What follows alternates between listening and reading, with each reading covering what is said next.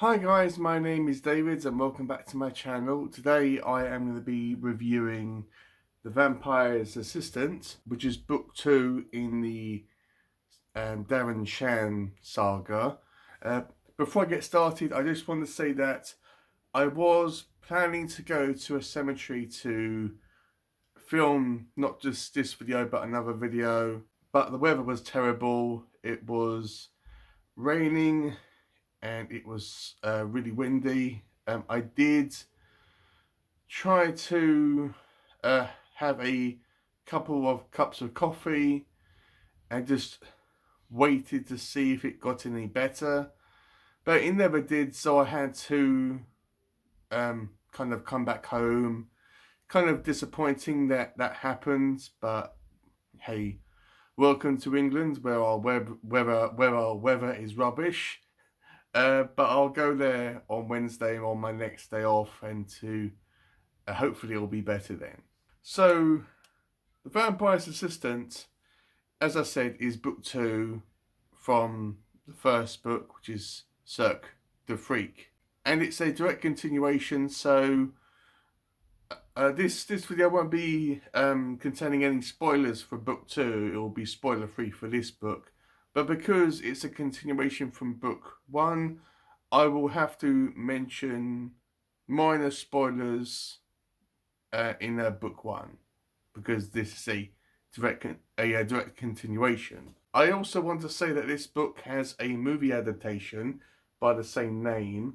Now, I'm pretty sure that this movie combines book 1 and book 2 into one movie, but I can't wait to watch this. I will be watching this tonight. Any excuse to put off watching Lost Boys 2, so can't wait for watching this. So this is going to be my own thoughts and feelings regarding The Vampire's Assistant. So at the end of book 1, Darren Shan had to make a decision to save the life of someone that he cared a lot about. And in order to do this, he had to sacrifice his life and become a vampire's assistant, or a half vampire. So this book continues right from where book 1 left off, with Darren Shan and this vampire going out and about. Darren is trying to learn what it's like to be a vampire, and what it means to be a vampire. And him and the vampire are trying to put up with each other. We know that Darren has a strong hatred and dislike for this vampire, for what has happened to him, about him becoming half a vampire himself, and blaming him for the situation that he's in right now, about what happened to Steve, what happened with his family, that he can't see them again. And Darren has to kind of survive on the blood of animals, but this isn't really enough for him. He has to drink human blood. Otherwise, if he just drinks the blood of animals, he will become weak and he will eventually die. Darren must at some point drink the blood of a human. Now, I'm pretty sure the book explains that a vampire can do this once a month, but if he does, or they do, then they have to drink a lot of blood from their victim if they do this once a month. So that is why they try to do it once a week. So they take a little blood, and the victim doesn't feel anything, they don't feel any pain, and they just wake up like they've just been asleep. Another interesting fact is that they don't have fangs. They have these long fingernails which are extremely sharp, and they use that to scratch the neck of their victims or somewhere on their body that can draw blood, and they drink from that. So the concept of Darren drinking the blood of a human completely disgusts him, and he says that he will never do that, even if it results in him dying. And the relationship that this vampire has with Darren, he tries to be very caring, very responsible of Darren, because Darren, whether he likes it or not, is his responsibility. And as I said, he is very caring, and I believe he does love Darren as a father or a brother figure. And he does try to do his best for Darren. He isn't evil or anything like that. And he always thinks about Darren's welfare and Darren's well-being. So Darren is struggling to become a vampire, struggling to get into this world, and he is always trying to hold on to the fact that he is half human. Yes, I'm half vampire, but I'm also half human. And in his mind, if he doesn't drink the blood of a human being, he will eventually, somehow, maybe kill this vampire virus within his body, revert back to his human form, and go back to his family and his life and live happily ever after the end.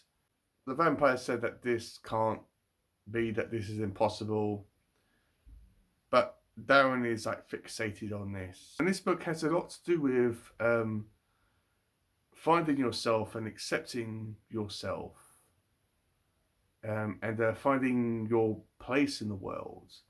There is a point in this book where Darren comes across a bunch of human children who are playing hockey, and he goes up to them and he befriends them, and he goes and plays this game with them. But this doesn't end well, as it results in one of the boys getting seriously injured, because Darren, being a vampire, it's given him a heightened amount of strength and speed, and this is what happens during this game of hockey. He injures one of the boys, and they outcast him as a result of this. So Darren wants to find a friend so he doesn't feel so lonely, and the vampire decides to have him and Darren join the Cirque du Freak, this freak show that we saw in book 1. So he takes Darren to this circus to become part of his act and hopefully feel part of a community and find some friends his own age. So when he is there, we find out a bit about Mr. Tool, which is the kind of ringmaster of this circus, and more of the so-called freaks that reside in this circus. Darren spends a lot of time with a boy that we saw in book 1, which is the snake boy, whose name is Evra. Hopefully I probably said that wrong, which is Evra.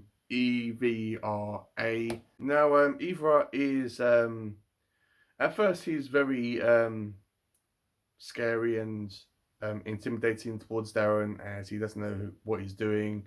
But he opens up and he becomes a very, very good friend of Darren's, and they spend a lot of time with each other. And with this book, he's a constant character. There's also another human character which Darren comes into contact with. In fact, Darren and Evra will find out that this boy is watching them, and they decide to do a prank on him, which turns out not as what they expected to actually happen. And this boy befriends Darren. Yes, Evra to a certain extent, but mostly Darren. And this human boy is called Sam. Sam is a unconventional child. He isn't, and he's more grown up for his age. He's very curious. His parents are kind of carefree and let him do whatever he wants. And Sam wants to join the circus with Darren and be a part of that, and also be a part of this family. And as the book progresses, Darren and Sam's relationship really becomes really tight, and they become very, very good friends. We also come across another character in this book called RV, who is a member of this environmental people or company. He's an eco warrior, and at the start him and a massive group of people are protesting about this road being built, and he befriends Darren, Sam and Evra. Darren has some tickets for this circus because they're performing this show, and he gives the tickets to Sam and RV. And Sam really enjoys this. This is what encourages him or inspires him to join this circus. But RV, because he is an eco-warrior, he sees the animals that are somewhat injured and somewhat treated badly, in his mind, results in him being fixated on the fact that these animals have been put in danger and that he must release them, that it's cruel about what's happening to them, and he's very fixated on that. In fact, at the end of the book, he wants to free one of these so-called freaks that he believes is being mistreated. I won't say who it is, you'll have to read the book to find out. But this doesn't end well for RV, as this freak is very uncontrollable and they create a large amount of chaos and destruction within the circus and everything around them. And RV doesn't, this doesn't end well for him, as he becomes seriously injured as a result of this happening.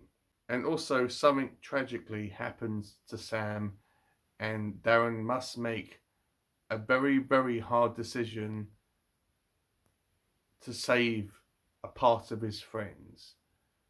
This is very difficult, extremely difficult for him to do, as he has to decide whether he wants to commit to becoming a full vampire or a full half vampire, and making a further sacrifice, not just to himself but to what he's become, and to also somewhat save the life or parts of the life of Sam. I want to try to be as cryptic as I can. I don't want to give it away because the ending, it's so powerful.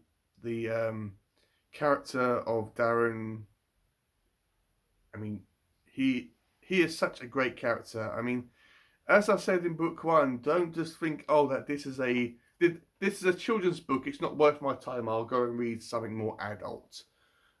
I mean, this is excellent, guys. The story is really good, the characters are good, the scenery in this is really good, the relationships in this, the character of Darren and what he goes through is really, really descriptive. And I mean, don't just dismiss this as being a children's book and, oh, I'm not going to bother. I mean, this is really good, and I am so happy that I read this. Yes, it does drag a lot, a bit in places, but I really enjoyed it. So what I'm going to rate this, so I didn't like this book as much as Cirque the Freak, the first book, but that book is ever so slightly ahead of this one. But this one is a really good follow-up and really worth your time. So what I'm going to rate this, I think I am going to rate it a 3.5 stars. It was good, but not as good as book one. So that's been my video, guys. Hopefully you enjoyed it. Let me know, have you read this book? What did you think about it? And are you planning to read the Cirque the Freak books? I'm really pleased I'm going through these, as they're really quick reads. I can read this in about 4 days. But I'm really pleased that I'm getting into these books by Darren. So yeah, that's been my video, guys. So with all that out of the way, I'll see you on my next video.